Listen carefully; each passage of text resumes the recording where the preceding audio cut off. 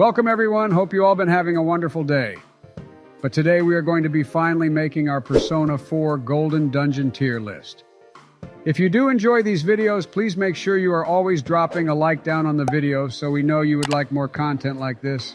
With that being said, let's get right into the video. I should really be the one doing the intro for these videos. Seriously, with that lackluster intro you just gave Sleepy Joe, it's like you're trying to infect the audience with your sleep infection.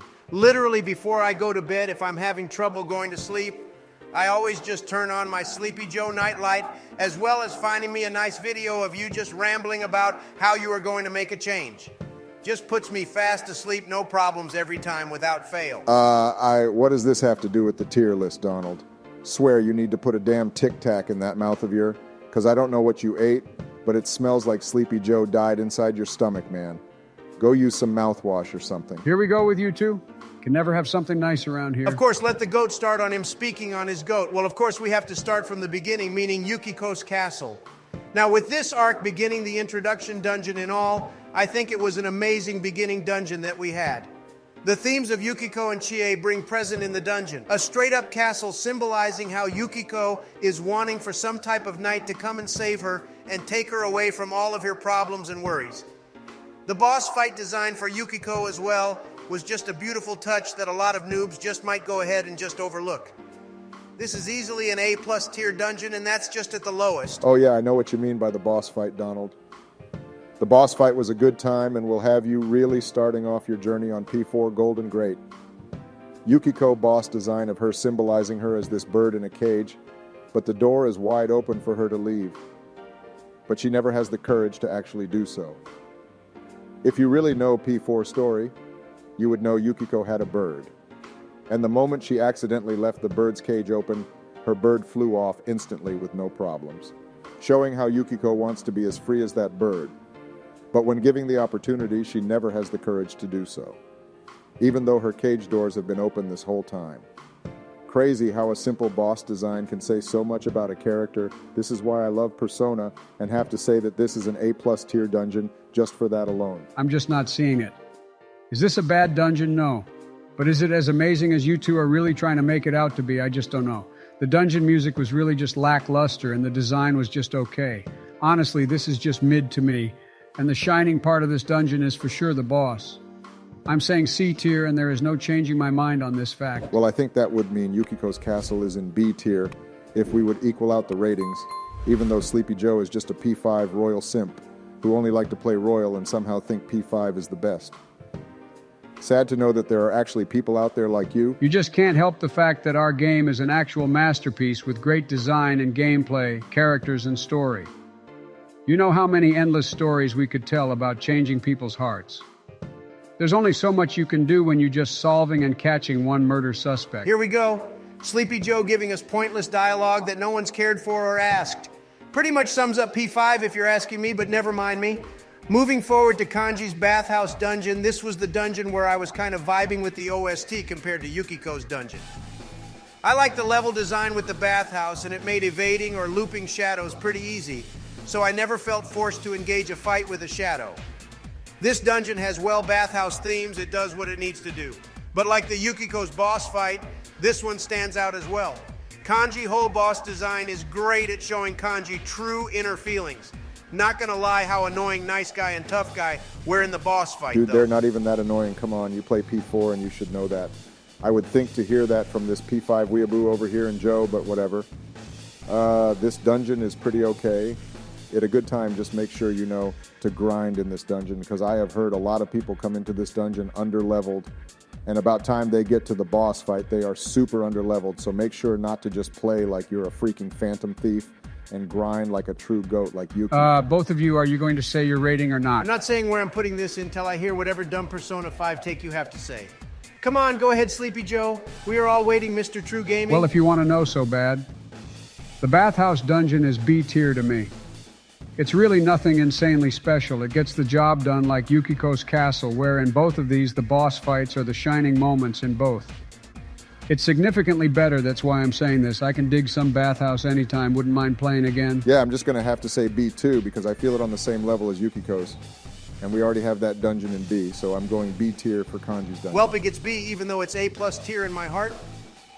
Well, moving forward to Reese Dungeon, I would like to say that Obama has made videos basically memeing this dungeon on how bad the layout is and how terrible it is trying to avoid any shadow. But this boss fight carried the dungeon at the end of the day, with Teddy finally getting his shining moment and the transition the game takes after this boss fight happens. There is no way I can put this any lower than A+ tier. A plus? You're for real being a P4 simp. This dungeon is just mid, and let me just be the one to say the boss fight is mid as well. Okay, not the story bits of it, but the boss fights themselves.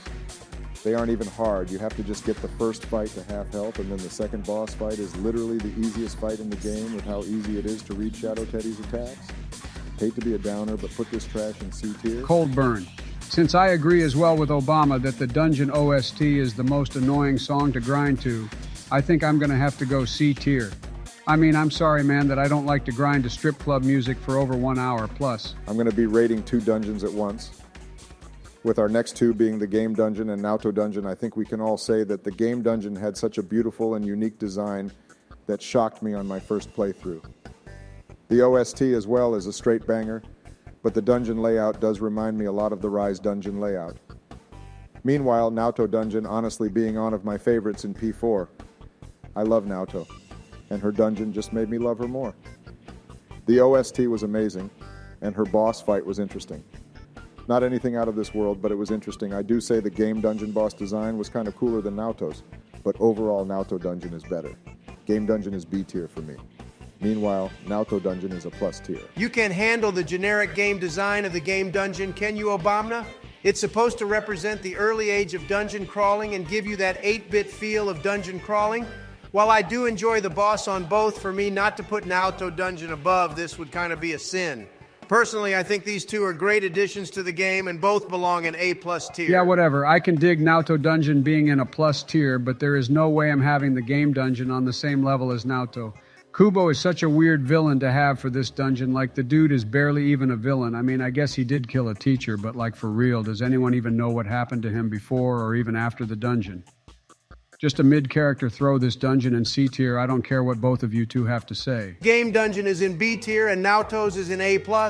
Moving on, it sounds like we are getting to straight peak.